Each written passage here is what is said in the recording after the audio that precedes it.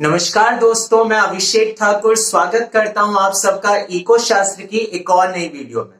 आज की वीडियो में हम डिस्कस करने वाले हैं मुद्रा और बैंकिंग का तीसरा पार्ट, जिसमें मैं आपको बताऊंगा केंद्रीय बैंक और उसके कार्य के बारे में।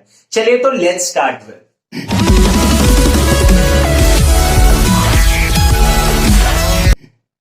आज की इस वीडियो में हमें बात करनी है केंद्रीय बैंक के बारे में और उसके बाद हम उसके कार्यों की बात करेंगे। और अगर आपने हमारे फर्स्ट 2 पार्ट को मिस कर दिया है तो डिस्क्रिप्शन बॉक्स में मैंने उसका लिंक दिया हुआ है, आप वहां से वो वीडियो देख सकते हैं। चलिए तो स्टार्ट करते हैं विद द फर्स्ट वन। पहला सवाल जो आपके मन में आता है वो ये कि केंद्रीय बैंक का मतलब क्या होता है।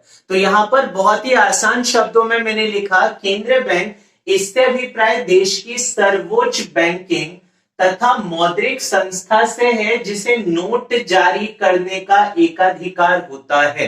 तो याद रखिएगा, जब आप केंद्रीय बैंक की बात करते हैं तो वो किसी भी देश का सर्वोच्च बैंक होता है। सर्वोच्च का मतलब सबसे बड़ा बैंक।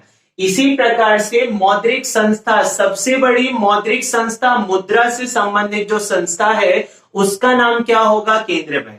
जिसे नोट जारी करने का एकाधिकार होता है, यानी अपने देश के अंदर अगर कोई नोट छाप सकता है वो सिर्फ केंद्रीय बैंक के पास ही एकाधिकार होता है, तो इसी को कहा जाता है केंद्रीय बैंक। एक बार फिर से रिपीट करता हूं, देश की वह सर्वोच्च बैंकिंग तथा मौद्रिक संस्था जिसे नोट जारी करने का एकाधिकार होता है उसे हम क्या बोलते हैं गाइस? केंद्रीय बैंक।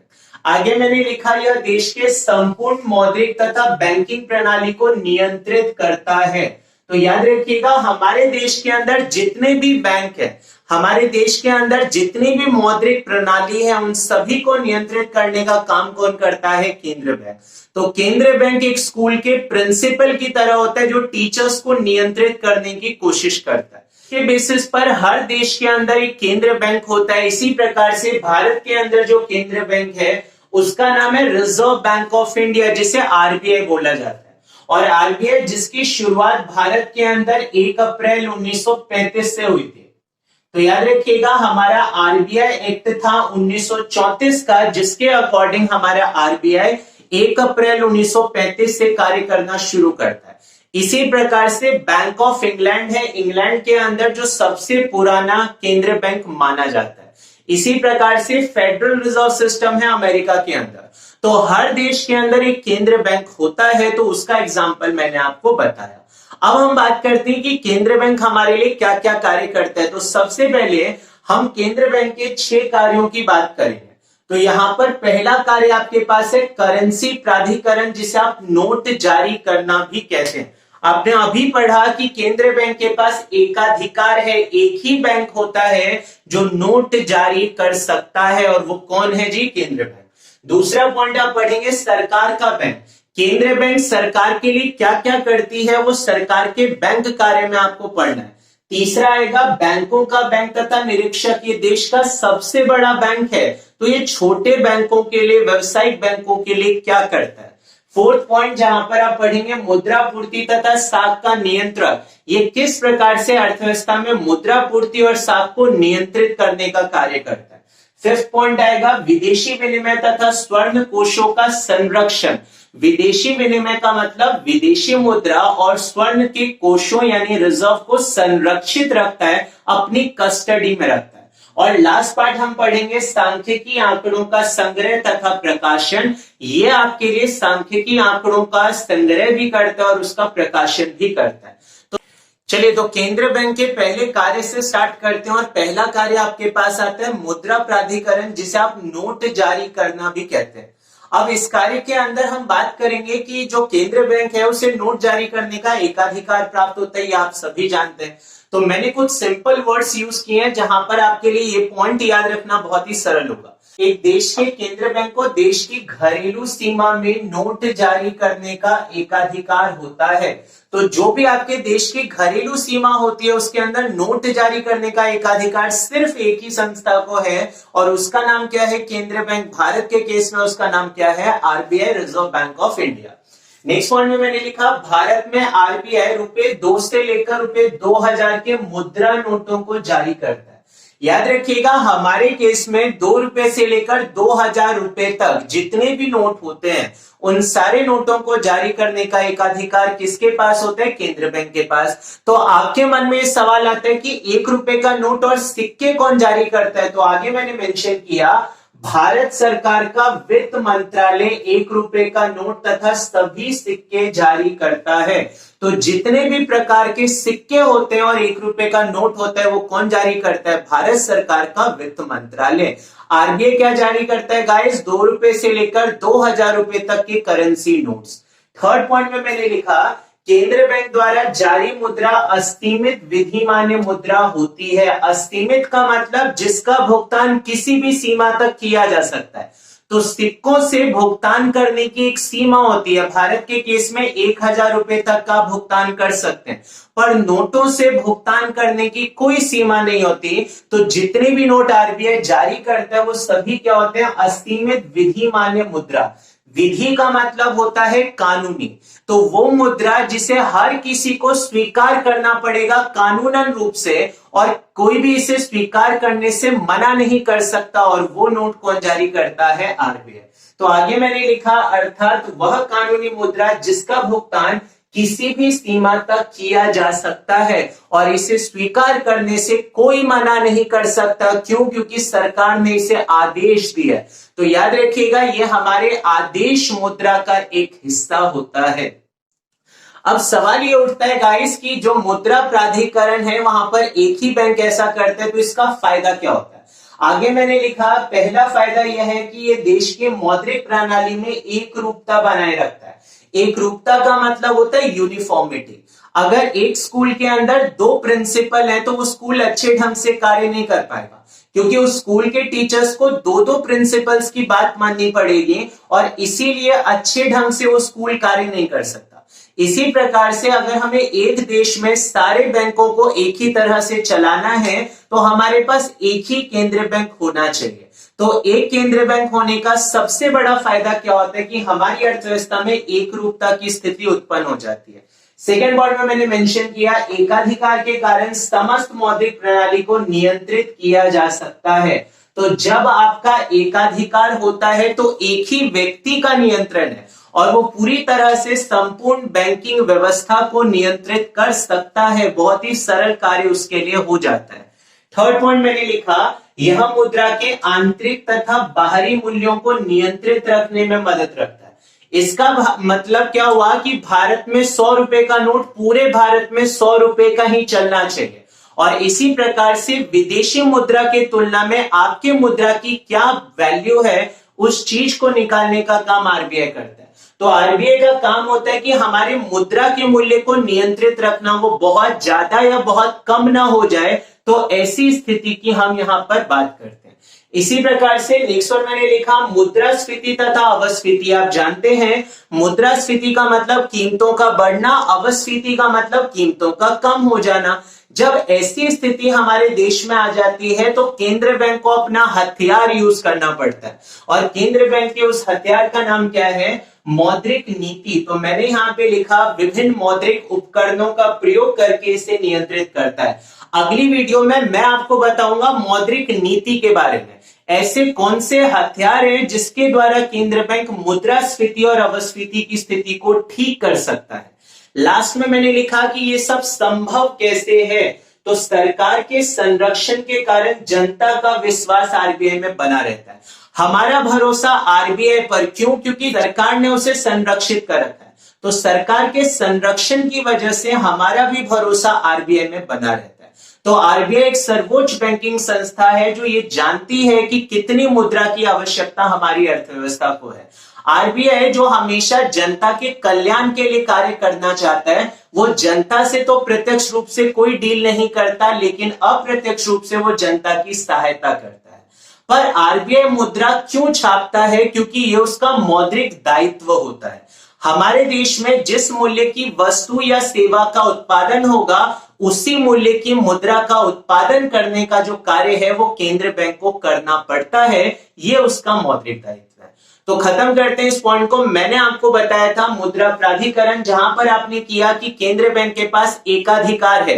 एक ही बैंक है जो ऐसा कर सकता है, और भारत के अंदर रिजर्व बैंक ऑफ इंडिया जो 2 रुपए से लेकर 2000 रुपए तक के करेंसी नोटों को छापता है।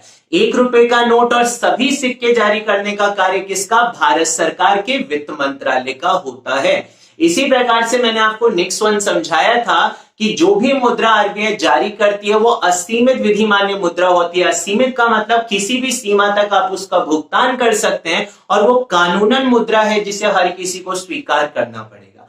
फायदा क्या होता है? पहला फायदा, एक रूपता हमारे देश में आती है। एकाधिकार के कारण हम संपूर्ण मौद्रिक प्रणाली को नियंत्रित कर सकते हैं। हम अपस्फीति और मुद्रास्फीति की स्थिति से लड़ सकते हैं।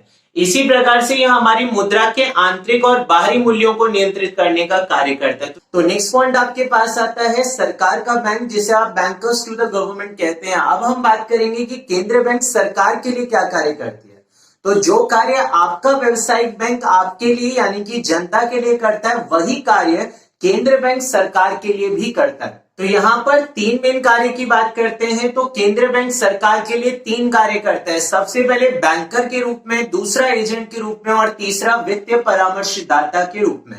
पहली चीज तो ये कि केंद्र सरकार और राज्य सरकार दोनों की बात हम इस पॉइंट में कर रहे हैं। तो फर्स्ट पॉइंट के साथ स्टार्ट करता हूं, जहां पर मैंने बात की बैंकर्स के बारे में। तो सबसे पहले बैंकर के रूप में केंद्रीय बैंक क्या करता है, तो इसे 4 छोटे सब पार्ट्स में डिवाइड करता हूं। सबसे पहले मैंने लिखा कि यह सरकार के सभी बैंकिंग लेन देन करता है। तो जितने भी सरकार के लेन देन होते हैं, तो ध्यान दीजिएगा, वो सभी लेन देन करने का कार्य किसका होता है? केंद्र बैंक का। इसी प्रकार से सरकार केंद्र बैंक के चालू खाते में अपनी नकद राशि रखता है, जिसे आप करंट अकाउंट बोलते हैं।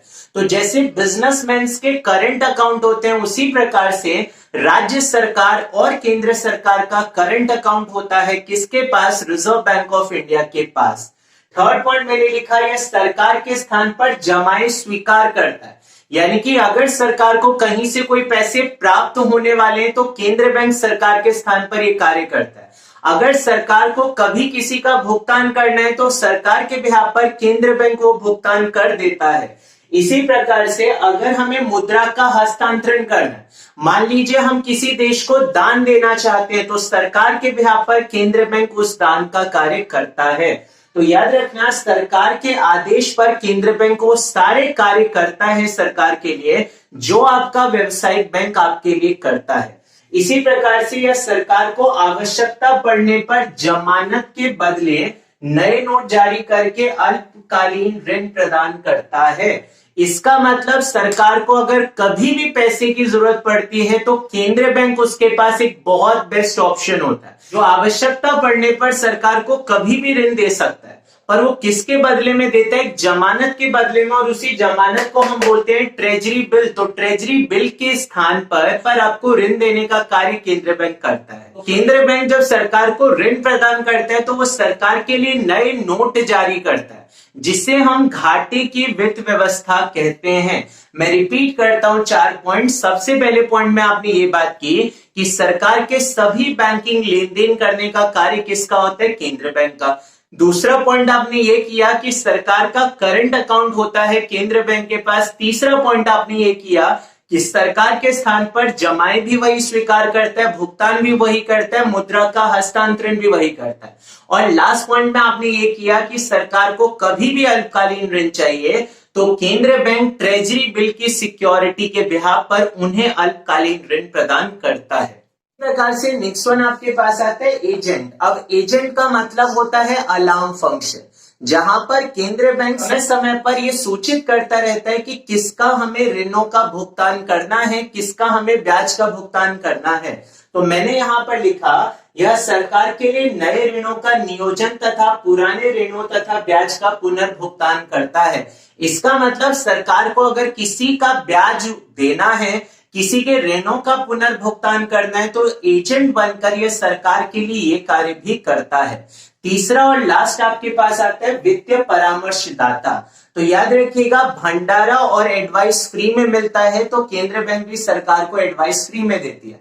कौन से एडवाइस की बात कर रहे हैं? तो यह सरकार को आवश्यकता पड़ने पर आर्थिक वित्तीय तथा मौद्रिक मामलों में सलाह देने का कार्य करता है।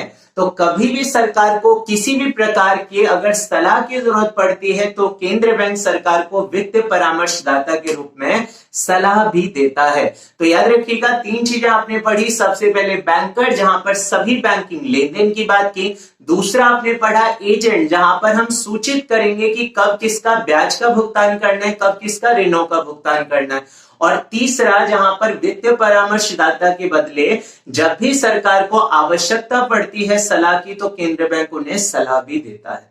तो नेक्स्ट फंक्शन की तरफ आते हो। नेक्स्ट वन आपके पास आता है बैंकों का बैंक तथा निरीक्षक। तो जो कार्य आपका व्यवसायिक बैंक जनता के लिए करता है वही कार्य केंद्रीय बैंक व्यवसायिक बैंक के लिए करता है। इसके अंदर 4 सब पॉइंट्स हैं। सबसे पहले हमारे पास आता है नकद कोषों का संरक्षण, जिसे आप कस्टोडियन ऑफ कैश रिजर्व्स भी बोलते हैं। इसका मतलब क्या है गाइस, आपने पिछली वीडियो में साख निर्माण की प्रक्रिया के बारे में सीखा था। तो व्यवसायिक बैंकों के 2 कार्य होते हैं। पहला कार्य होता है जनता से जमा स्वीकार करना और दूसरा कार्य होता है जरूरतमंदों को ऋण प्रदान करना। तो आपके पास जितनी भी जमाएं आती हैं उसका एक निश्चित अनुपात आपको कोष में रखना पड़ता है। इसी प्रकार से उन जमाओं का एक निश्चित अनुपात आपको आरबीआई के पास भी जमा करवाना पड़ता है और उसी को बोला जाता है नकद कोष। तो ध्यान दीजिएगा, मैंने लिखा व्यवसायिक बैंकों को अपनी मांग जमाओं का एक निश्चित अनुपात केंद्रीय बैंक के पास जमा करवाना पड़ता है, जिसे नकद कोष अनुपात यानी कि कैश रिजर्व रेशो बोलते हैं। यानी कि व्यवसायिक बैंकों के पास जितना भी जमा आएगा उसका एक निश्चित अनुपात हमेशा केंद्रीय बैंक के पास रखना पड़ेगा, जिसको हमने क्या बोला, कैश रिजर्व रेशो। पर केंद्रीय बैंक इस कोष का करती क्या है? तो मैंने नेक्स्ट वन लिखा, इस कोष को रखने का मुख्य उद्देश्य मुद्रा पूर्ति तथा साख को नियंत्रित करना होता है। यानी केंद्रीय बैंक जब चाहे तब व्यवसायिक बैंकों को कठपुतली की तरह नचा सकता है। यानी जब मेरा मन करे कि मैं साख का निर्माण ज्यादा करूं तो केंद्रीय बैंक वो कर सकता है, जब वो चाहता है साख निर्माण को कम कर दिया जाए तो वो ये भी कर सकता है। और किसके द्वारा कर सकता है? नकद कोषों के द्वारा। वो नकद कोषों को बढ़ा भी सकता है, नकद कोषों को कम भी कर सकता है और उसके द्वारा मुद्रा पूर्ति और साख को नियंत्रित कर सकता है। इसी प्रकार से नेक्स्ट वन आपके पास आता है निरीक्षक, जिसे आप सुपरविजन भी बोलते हैं। तो केंद्रीय बैंक का एक कार्य होता है कि वो निरीक्षण भी करता है व्यवसायिक बैंकों का। तो मैंने लिखा केंद्रीय बैंक व्यवसायिक बैंकों को नियंत्रित तथा निरीक्षण करता है, क्योंकि अगर आप भारत को बेहतर तरीके से चलाना चाहते हैं तो हर व्यवसायिक बैंक किस प्रकार से कार्य कर रहा है इसे नियंत्रित करने का कार्य केंद्रीय बैंक को करना चाहिए। तो केंद्रीय बैंक इसमें क्या करता है? मैंने लिखा वो बैंकों को लाइसेंस जारी करता है। सबसे पहले अगर आप भारत में बैंकिंग सिस्टम चालू करना चाहते हैं तो आपको लाइसेंस की जरूरत है। वो लाइसेंस देने का कार्य आपको कौन करता है? केंद्रीय बैंक। इसी प्रकार से अगर आप अपने ब्रांचेस का विस्तार करना चाहते हैं तो विस्तार भी करने के लिए किससे अनुमति लेनी पड़ेगी? केंद्रीय बैंक से। अगर आप विलय करना चाहते हैं, 2 बैंक अगर एक दूसरे के साथ मिल जाना चाहते हैं तो विदाउट परमिशन ऑफ आरबीआई आप ऐसा नहीं कर सकते। इसी प्रकार से अगर आप बंद करने की सोच रहे हैं कि अपना बैंक बंद कर दें तो आरबीआई की अनुमति के बिना आप ऐसा नहीं कर सकते। तो इन सारी चीजों के लिए आरबीआई आपको निरीक्षण करता है, वो आपको अनुमति देता है। नेक्स्ट वन आता है कि ये संभव कैसे हो सकता है, क्योंकि भारत में इतने सारे बैंक हैं तो इतने सारे बैंकों की स्थिति को कैसे जाना जा सकता है। तो मैंने नेक्स्ट वन में लिखा, यह बैंकों द्वारा प्रत्येक तिमाही दिए गए वित्तीय विवरण के आधार पर बैंकों की वित्तीय स्थिति का जायजा लेते हैं। यानी कि हर क्वार्टर में आपको अपना फाइनेंशियल स्टेटमेंट, जिसे हम वित्तीय विवरण बोलते हैं, वो केंद्रीय बैंकों को देना पड़ता है, जिसके आधार पर केंद्रीय बैंक ये निर्णय लेती है कि आप कितने पानी में हैं और उसी के आधार पर केंद्रीय बैंक आपका सुपरविजन करता है। तो ये 2 सब पॉइंट्स मैंने आपको बताए। तो आते हैं नेक्स्ट पार्ट की तरफ। नेक्स्ट पार्ट आपके पास आता है अंतिम ऋणदाता। अंतिम ऋणदाता, जिसका मतलब क्या होता है कि व्यवसायिक बैंकों को जब भी पैसे की आवश्यकता पड़ती है तो वो किसी से भी पैसे मांग सकता है, लेकिन अगर उसकी हालत ऐसी हो जाए कि उसे कहीं से भी पैसा नहीं मिलता तो केंद्रीय बैंक अंतिम ऋणदाता यानी कि लास्ट ऑप्शन बनकर उसके लिए हमेशा खड़ा होता है। ये एक बेस्ट फ्रेंड की तरह होता है जो आपको कभी धोखा नहीं देता। तो केंद्रीय बैंक हमेशा व्यवसायिक बैंकों की मदद करता है। इससे फायदा क्या होता है तो बताता हूं इस पॉइंट के अंदर। सबसे पहले मैंने मेंशन किया कि जब भी व्यावसायिक बैंक वित्तीय संकट में होता है तथा उसे कहीं से भी वित्तीय सहायता प्राप्त नहीं होता, आपने हर जगह ट्राई करके देख लिया पर आपके पैसे का जुगाड़ नहीं हो पा रहा, तो केंद्र बैंक अंतिम ऋणदाता बनकर उसकी सहायता करता है। केंद्रीय बैंक एक लास्ट ऑप्शन बना हुआ है जो हमेशा आपकी मदद करेगा। तो सवाल ये आता है, क्या आप फ्री में मेरी मदद करेंगे? तो ऐसा बिल्कुल नहीं है। मैं आपकी मदद तो करूंगा लेकिन उसके बदले में आपको जमानत रखनी पड़ेगी, आपको कोलेट्रल रखना पड़ेगा, सिक्योरिटी रखनी पड़ेगी।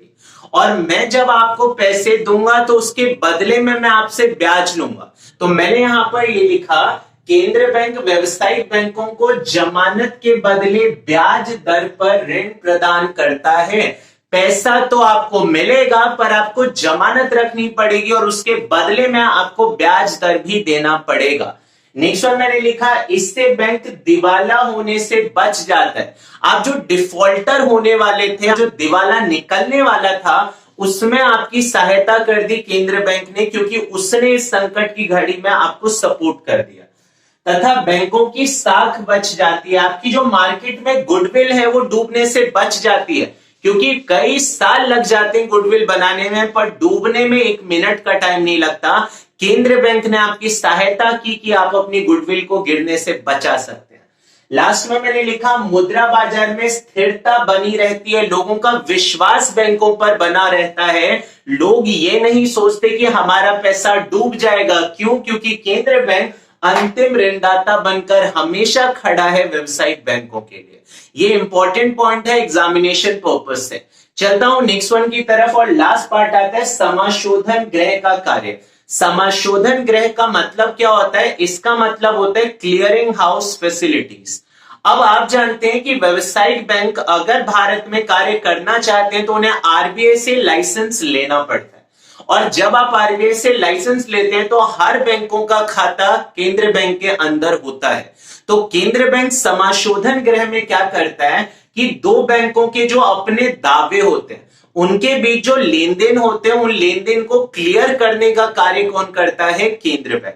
याद रखिएगा, जो इंटर बैंकिंग क्लेम्स होते हैं दो बैंकों के, उसे सेटल करने का काम केंद्र बैंक इस कार्य में करता है। तो मैंने यहां पे लिखा गाइस, सभी व्यवसायिक बैंकों का खाता केंद्र बैंक के पास होता है, आप जानते हैं। इसलिए केंद्र बैंक सरलता से समाशोधन कार्य द्वारा अंतर बैंकिंग लेन देन तथा दावों को खातों के माध्यम से क्लियर कर देता है। इसका मतलब मान लीजिए दो बैंक है, state bank of India, Punjab national bank, उनके अपने दावे हैं, क्लेम्स हैं एक दूसरे के ऊपर, तो उन क्लेम्स को सेटल करने का काम कौन करते हैं? केंद्र बैंक।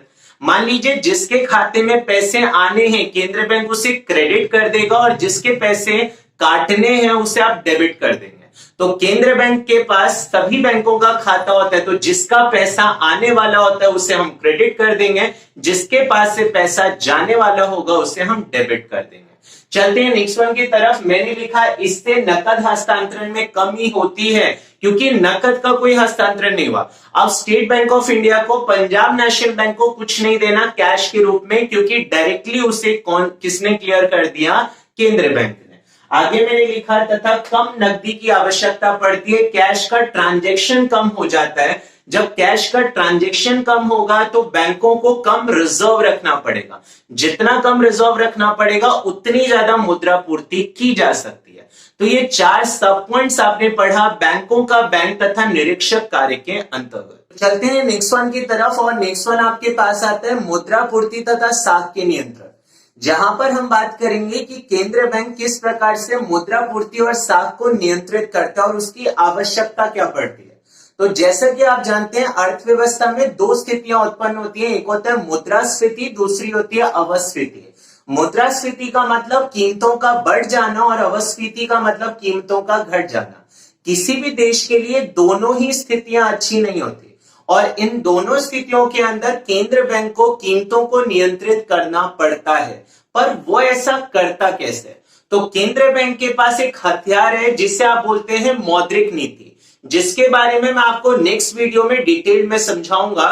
तो मैंने यहां पर लिखा कि मौद्रिक नीति के उपकरणों द्वारा मुद्रा पूर्ति तथा स्टॉक को नियंत्रित करता है और इससे हम मुद्रास्फीति और अपस्फीति की स्थिति से बच सकते हैं। पर ऐसा होता कैसे है?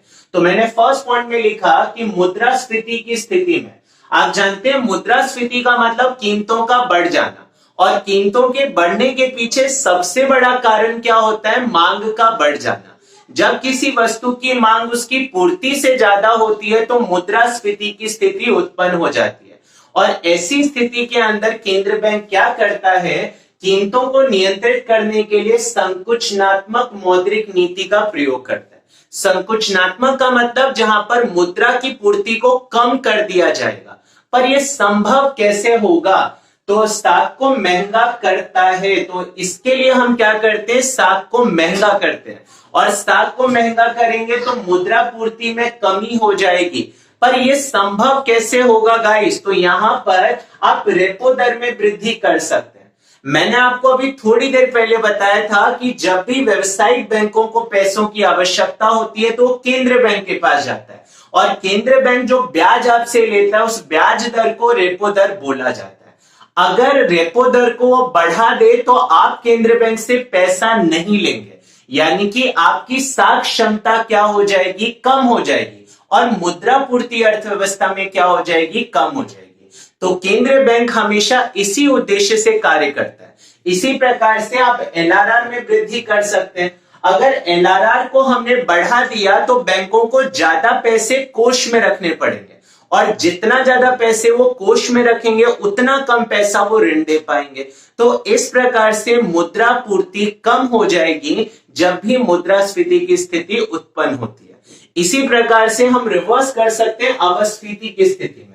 अगर अपस्फीति की स्थितियां हैं और कीमत बहुत कम हो गई है तो केंद्र बैंक इसे नियंत्रित करने के लिए क्या करेगा?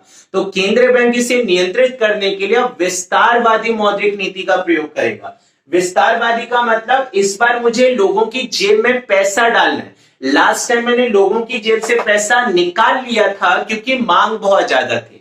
इस बार मांग बहुत कम है तो उसे ठीक करने के लिए हम क्या करेंगे? लोगों की जेब में पैसा देंगे, जिसे विस्तारवादी मौद्रिक नीति कहा जाता है। पर इससे क्या होगा? इससे हमारा स्टॉक अब सस्ता हो जाएगा। अब आपके लिए ऋण लेना सस्ता हो जाएगा, जिससे मुद्रा पूर्ति क्या हो जाएगी? बढ़ जाएगी। पर ये आप करेंगे कैसे? तो रेपो दर कम कर दीजिए। अगर आप रेपो दर कम करेंगे तो व्यावसायिक बैंक ज्यादा आपसे ऋण लेंगे, और व्यावसायिक बैंक जितना आपसे उधार लेंगे तो जनता के पास उतना सारा पैसा जाएगा। So that is a simple thing कि अगर मैं मुद्रा पूर्ति को नियंत्रित करना चाहता हूं तो इन स्थितियों की हम बात कर सकते हैं। सेम ऑर्डर में आप एलआरआर में कमी कर दीजिए तो बैंकों को कम पैसे कोष में रखने पड़ेंगे। जितना कम कोष में रखेंगे उतना ज्यादा वो लोगों को ऋण दे सकेंगे, तो साख प्राप्त करना आसान हो जाएगा। So that is the point, मुद्रा पूर्ति के नियंत्रक किस प्रकार से आप करते हैं। तो नेक्स्ट 2 पॉइंट्स की तरफ चलते हैं। नेक्स्ट वन मैंने लिखा विदेशी विनिमय तथा स्वर्ण कोषों का संरक्षण। इसे आप custodian of foreign exchange and gold reserves भी बोलते हैं। तो यहाँ पर केंद्र बैंक आपके लिए एक और कार्य करता है, वो स्वर्ण कोषों का और विदेशी विनिमय का भंडार अपने पास रखता है। विदेशी विनिमय का मतलब विदेशी मुद्रा होती है, और ये रखना क्यों आवश्यक होता है तो उसकी बात करते हैं। मैंने यहाँ पर लिखा है विदेशी मुद्रा के मूल्य में स्थिरता बनाए रखने के लिए विदेशी विनिमय का कोष रखता है। जैसा कि आप जानते हैं किसी भी वस्तु की कीमत का निर्धारण मांग तथा पूर्ति की शक्तियों द्वारा होता है। इसी प्रकार से विदेशी विनिमय का दर अगर आपको जानना है तो वो मांग तथा पूर्ति की शक्तियों पर निर्भर करता है, और इसी वजह से जरूरत होती है कि हमारे पास विदेशी मुद्रा का कोष होना चाहिए। इसी प्रकार से अगर आप विदेशों से कुछ खरीदना चाहते हैं, आयात करना चाहते हैं, तो विदेशी मुद्रा आपके पास होनी चाहिए। तो ये विदेशी मुद्रा का कोष किसके पास होता है गाइस? केंद्र बैंक के पास। तो मैंने लिखा यह विदेशी व्यापार को बढ़ाने में सहायक होता है, क्योंकि आप जानते हैं विदेशी व्यापार बढ़ जाएगा। जब तक आपके पास विदेशी मुद्रा नहीं होगी तब तक आप उनके साथ डील कैसे करेंगे? तो आपके पास विदेशी मुद्रा होनी चाहिए। तथा भुगतान शेष को नियंत्रित करने में सहायक होता है। भुगतान शेष जो मैक्रो इकोनॉमिक्स का लास्ट यूनिट होगा, जिसके बारे में हम फ्यूचर में डिस्कस करेंगे। तो अभी मैं शॉर्ट में आपको ये बताता हूं, देशों के साथ आप जो भी लेन देन करते हो, उन लेन देनों को जिन खातों में दिखाया जाता है उसे भुगतान शेष कहा जाता है। तो भुगतान शेष को नियंत्रित करने के लिए, उसे अपने तरीके से चलाए रखने के लिए आपके पास विदेशी मुद्रा और स्वर्ण कोष होना चाहिए। इसी प्रकार से लास्ट पॉइंट आता है सांख्यिकी आंकड़ों का संग्रह तथा प्रकाशन, जिसे हम बोलते हैं collection and the publication of the statistical data. तो केंद्र बैंक आपके लिए क्या करता है, सांख्यिकी आंकड़ों का संग्रह करता है, उसे जमा करता है। और ये क्यों जरूरी है, क्योंकि मान लीजिए आप अपने बैंक पर भरोसा करके बैठे, लेकिन क्या आपका बैंक सही ढंग से कार्य कर रहा है, तो इसकी जानकारी केंद्रीय बैंक आपको देता है। वो बैंकों से रिलेटेड डेटा को पब्लिश करता है हर 3 महीने में, जिससे आप ये पता लगा सकते हैं कि आपका बैंक कितना पानी में है। तो यहां पर मैंने लिखा, केंद्रीय बैंक बैंकों, विदेशी विनिमय बाजार तथा स्वर्ण बाजार से संबंधित आंकड़ों का संग्रह कर इनका प्रकाशन करता है, क्योंकि यह देश के विकास तथा समृद्धि में सहायक होता है। हमारा देश अगर कोई नीति बनाना चाहते हैं तो उससे पहले आपको पता होना चाहिए कि आपकी खुद की स्थिति क्या है। तो देश के विकास के लिए जरूरी है कि सांख्यिकी आंकड़ों का संग्रह किया जाए और उन्हें प्रकाशित किया जाए लोगों के भले के लिए। तो यहां पर मैंने बताया कि केंद्रीय बैंक क्या क्या कार्य करता है। हमने टोटल 6 पॉइंट्स को डिस्कस किया। सबसे पहले था आपके पास मुद्रा प्राधिकरण, जिसे आपने नोट जारी करना कहा। दूसरा हमने किया सरकार का बैंक। तीसरा हमारे पास था बैंकों का बैंक तथा निरीक्षक। चौथा आपने किया मुद्रा पूर्ति तथा साख के नियंत्रक। 5वां पॉइंट आपने अभी किया विदेशी विनिमय तथा स्वर्ण कोषों का संरक्षक। और लास्ट पॉइंट हमने किया सांख्यिकी आंकड़ों का संग्रह तथा प्रकाशन। अब मैं आपको बताता हूं कि केंद्रीय बैंक और व्यावसायिक बैंक में क्या अंतर होता है, तो बने रहिए हमारे साथ। तो इंतजार की घड़ियां खत्म करते हैं, लास्ट टॉपिक लेकर चलते हैं कि व्यावसायिक बैंक और केंद्रीय बैंक के बीच में क्या अंतर होता है। तो सबसे पहला पॉइंट आपके पास आता है परिभाषा। आप जानते हैं केंद्रीय बैंक वो सर्वोच्च संस्था होती है जिसे नोट जारी करने का एकाधिकार होता है। और व्यावसायिक बैंक क्या है, मौद्रिक प्रणाली की एक इकाई होती है जो 2 कार्य करती है। सबसे पहला कार्य किया जनता से जमा स्वीकार करना, और दूसरा कार्य किया जरूरतमंदों को ऋण प्रदान करना। सेकेंड पॉइंट हमने लिखा कि संख्या कितनी होती है, तो केंद्रीय बैंक एक देश में केवल एक ही हो सकता है, पर व्यावसायिक बैंक बहुत बड़ी संख्या में हो सकते हैं। तीसरा पॉइंट आपके पास आता है स्वामित्व। ये किसके अंडर में कार्य करता है, तो केंद्र बैंक पर सरकार का नियंत्रण होता है, लेकिन व्यावसायिक बैंक दोनों के नियंत्रण में कार्य कर सकता है। ये सरकारी भी हो सकता है, ये निजी भी हो सकता है। जैसे स्टेट बैंक ऑफ इंडिया सरकारी है, आईसीआईसीआई हमारा निजी स्वामित्व का बैंक है। फोर्थ पॉइंट मैंने लिखा कि आपका उद्देश्य क्या है, तो केंद्रीय बैंक का उद्देश्य कल्याण करना होता है, जबकि व्यावसायिक बैंक सिर्फ लाभ कमाने के उद्देश्य से ही कार्य करता है। फिफ्थ पॉइंट जहां पर हमने बात की कि क्या आप जनता से संबंध रखते हैं, तो केंद्रीय बैंक का जनता से कोई प्रत्यक्ष संबंध नहीं होता, पर व्यावसायिक बैंक सिर्फ किसके लिए कार्य करता है गाइस, जनता के लिए। नाउ द नेक्स्ट वन, और हमारे पास आता है नोट जारी करना। तो सिर्फ केंद्रीय बैंक को नोट जारी करने का एक अधिकार होता है, व्यावसायिक बैंक को ऐसा कोई अधिकार नहीं होता। इन द लास्ट पॉइंट हमने लिखा साख। तो याद रखिएगा साख का मतलब उधार, तो उधार को ये नियंत्रित कर सकता है और ये उसका निर्माण कर सकता है। साख निर्माण की प्रक्रिया आपने लास्ट वीडियो में देखा। तो यहां हम आज की वीडियो खत्म करते हैं। अगर आपको हमारी वीडियो पसंद आए तो इसे लाइक कीजिए, शेयर कीजिए अपने दोस्तों के साथ, और अगर अभी तक आपने हमारे चैनल को सब्सक्राइब नहीं किया तो सब्सक्राइब जल्दी से कर लीजिए। तो बने रहिए हमारे साथ। धन्यवाद।